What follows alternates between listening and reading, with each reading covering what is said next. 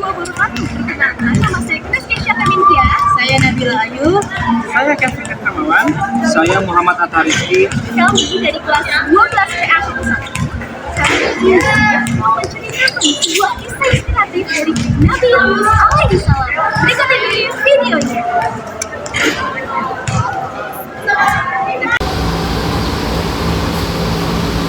Dahulu kala, di sebuah kawasan Mosul yang sekarang adalah negara Irak, hiduplah sebuah kaum bernama kaum Ninawa.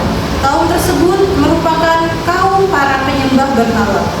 Oleh karena itulah Allah mengutus Nabi Yunus alaihi salam untuk berdakwah kepada kaum Ninawa mengenai ajaran-ajaran Allah. Namun tentu saja dakwah yang dilakukan oleh Nabi Yunus tidaklah mudah. Kaum Ninawa tidak serta-merta mendengarkan dakwah yang disampaikan oleh Nabi Yunus. Wahai kaum-kaumku, berimanlah kalian, bertobatlah kalian, menyembahlah kalian kepada Allah, dan hanya kepadanya lah kalian boleh meminta. Jika kalian ingkar kepada Allah Subhanahu wa Ta'ala, maka sesungguhnya Allah akan menurunkan azab yang pedih untuk kalian. Ucap Nabi Yunus kepada kaum Ninawa. Tentu saja kaum Ninawa tidak mendengarkan apa yang dikatakan oleh Nabi Yunus. Kami sudah menyembah ini sejak zaman leluhur kami, dan sampai sekarang tidak ada bahaya yang mendatangi kami. Oleh karena itu kami tidak pernah takut dengan ancaman Tuhanmu itu, wahai Yunus. Datangkanlah azab kepada kami. Kami tidak mempercayai hal itu, dan kami tidak akan pernah takut dengan ancaman Tuhanmu itu, wahai Yunus, kata salah satu tetua dari kaum Ninawa tersebut. Mendengar hal itu, Nabi Yunus tidak menyerah untuk terus berdakwah menyebarkan kebenaran pada kaum Ninawa. Namun kaum Ninawa tentu saja tidak pernah mau mendengarkan dakwah dari Nabi Yunus. Pada akhirnya Nabi Yunus pun memutuskan untuk pergi sejauh mungkin meninggalkan kaum Ninawa tanpa seizin Allah Subhanahu wa Ta'ala. Meskipun ia tahu bahwa hal tersebut akan mengundang kemurkaan Allah Subhanahu wa Ta'ala. Dan benar saja kepergian Nabi Yunus menyebabkan Allah menurunkan tanda-tanda akan datangnya bencana pada kaum Ninawa. Melihat tanda-tanda akan datangnya sebuah azab dari Allah Subhanahu wa Ta'ala, kaum Ninawa pun sadar akan perkataan Nabi Yunus sebelumnya bahwa itu adalah hal yang benar. Maka dari itu kaum Ninawa memutuskan untuk bertaubat dan menyesal kepada Allah Subhanahu wa Ta'ala. Taubat, penyesalan, ketulusan, tangisan dari kaum Ninawa pada akhirnya didengar oleh Allah Subhanahu wa Ta'ala.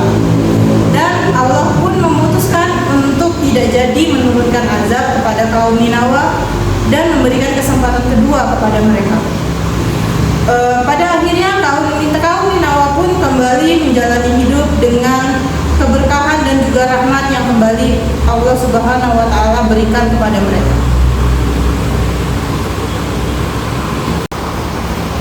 Di sisi lain, Nabi Yunus pergi menggunakan kapal meninggalkan kaum Ninawa.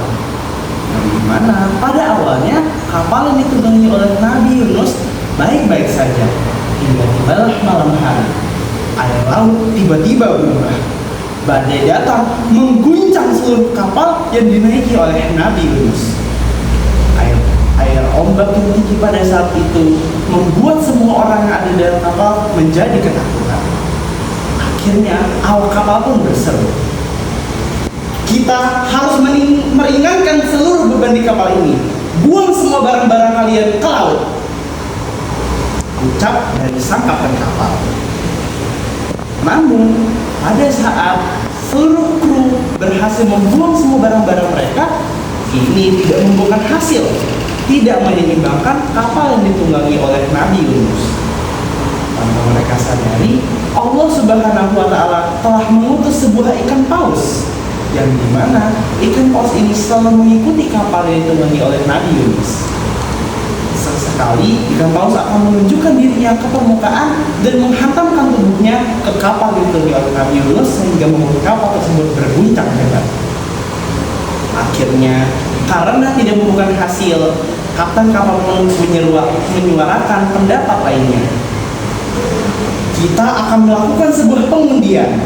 yang dimana jika pengundian ini keluar sebuah nama, maka orang tersebut harus dilemparkan keluar kapal ini sebagai akibat dari kejadian ini. Di situ semua orang setuju dan mengatakan bahwa itu merupakan ide yang tepat. Dilakukanlah pengundian yang pertama. Cok, dikeluarkanlah itu kertas, sebuah lembaran kertas. Begitu dibuka, yang keluar nama Nabi Yunus. Semua orang kaget, siapa sangka ini bisa terjadi. Mereka semua tahu bahwa semua orang yang ada di kapal tersebut yang paling terhormat adalah Nabi Yunus alaihissalam. Dilakukanlah pengundian kedua sebagaimana bentuk putusan dari mereka semua. Cok, dikeluarkanlah itu lembaran kertas lagi. Dan keluar nama yang sama, Nabi Yunus juga. Mereka semua masih tidak percaya. Akhirnya kesempatan terakhirlah yang diberikan oleh kapten kapal kepada Nabi Yunus. Dilakukanlah pengundian yang ketiga. Cok, dikeluarkan. Begitu dibuka, apa yang keluar? Masih nama Nabi Yunus. Mereka semua akhirnya berpasrah. Nabi Yunus yang mengetahui itu, dia menyadari bahwa ini merupakan murka dari Allah Subhanahu wa Ta'ala karena Nabi Yunus telah melalaikan tugasnya dan meninggalkan kaum nirnawa. Akhirnya dengan berat hati dan penuh kepasrahan, Nabi Yunus pun berdiri di tepi kapal dengan menyebut nama Allah Subhanahu wa Ta'ala berkali-kali. Akhirnya ia memutuskan untuk melompat ke dalam laut. Tanpa Nabi Yunus dan awak-awak kapalnya sedari tadi terdapat seekor ikan paus yang mengikuti kapal Nabi Yunus alaihissalam.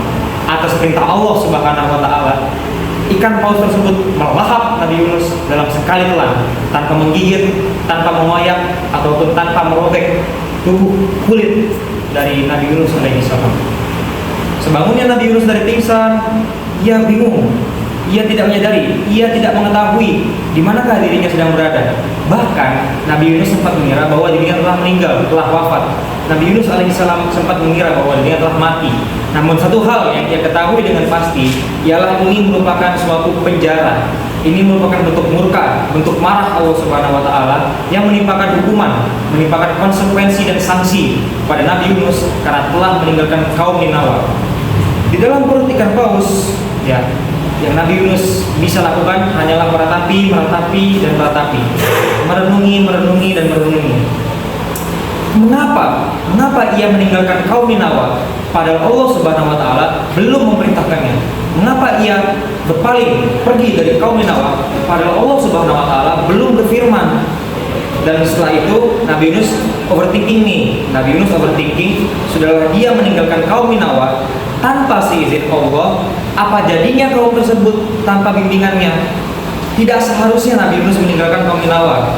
Sebaliknya, Nabi Yunus seharusnya tetap berdakwah, pantang menyerah, tanpa mengenal kata lelah, dan terus membimbing kaum Ninawa. Dalam keputusasaan yang paling dalam, Nabi Yunus pun dari hati yang paling dalam dan juga dengan lisannya mengucapkan La ilaha illa anta subhanaka inni kuntu minaz zalimin, yang berarti tiada Tuhan selain Engkau, Maha Suci Engkau, dan sesungguhnya aku ini termasuk ke dalam orang-orang yang zalim. Terdapat di Quran surah Al-Anbiya nomor surat 21 ayat ke-87. Ya Allah, sungguh aku telah melakukan kesalahan besar. Aku telah meninggalkan kaum Ninawa, kaumku sendiri, padahal Engkau belum mengizinkanku, padahal Engkau belum berfirman, padahal Engkau belum memerintahkanku. Maka dengan ini ya Allah, sesungguhnya tanpa bimbinganmu, tanpa bantuanmu, aku akan tersesat selama-lamanya ya Allah. Maka bantulah hambamu ini ya Allah. Tanpa bantuanmu, hambamu ini pasti akan tersesat. Itu merupakan doa yang bahkan Nabi Yunus masih lafazkan di dalam perut ikan paus. Mendengar doa tersebut, Allah Subhanahu wa Ta'ala pun mengabulkan permintaan Nabi Yunus. Ia memerintahkan ikan paus untuk muncul ke permukaan dan memuntahkan dan mengeluarkan Nabi Yunus, tetapi ke dalam sebuah pulau terpencil. Ikan paus tersebut pun pergi meninggalkan Nabi Yunus di pulau terpencil tersebut.